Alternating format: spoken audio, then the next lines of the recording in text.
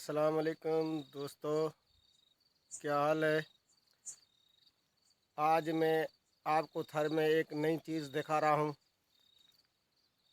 वैसे तो थर में इस वक्त कोई हरियाला वगैरह नहीं है, जहाँ देखोगे वहाँ सूखा सूखा नज़र आएगा।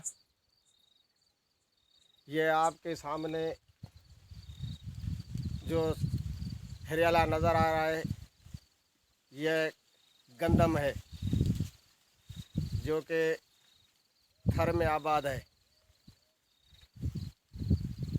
अगर पानी थर में हो तो थर भी बैराजी इलाके के जैसा है। ये आप जो देख रहे हैं, ये गंदम है, जो गंदम का फसल है, जो अब तैयार है। सिर्फ चंद दिन में ये मुकम्मल हो जाएगा। ये एक मेहनत का फल है और दूसरा पानी का कमाल है। अगर थर में पानी हो तो थर भी बैराज से कम नहीं है, सिर्फ मसाला पानी का है।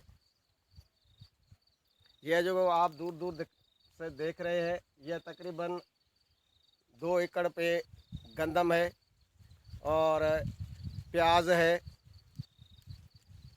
और कुछ साई मिर्ची भी है। ये जो 1 एकड़ है, ये तकरीबन 40 मन तक 40-45 मन तक होगा। माशाल्लाह बहुत ज़बरदस्त है, बहुत खूबसूरत है। थर थर जैसे इलाके में ऐसी हरियाली देखकर दिल बहुत खुश हो रहा है। अभी सूरज ढलने का टाइम है, सूरज ढल रहा है।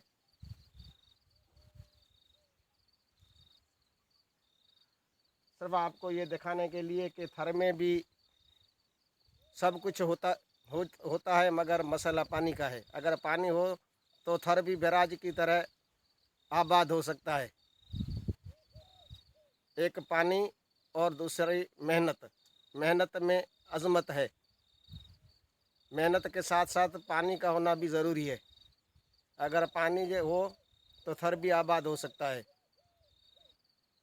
और गरीब लोग हैं, अपनी मदद आपके तहत तो नहीं कर सकते। अगर कोई इनको सहारा मिल जाए तो थर सारा आबाद हो सकता है।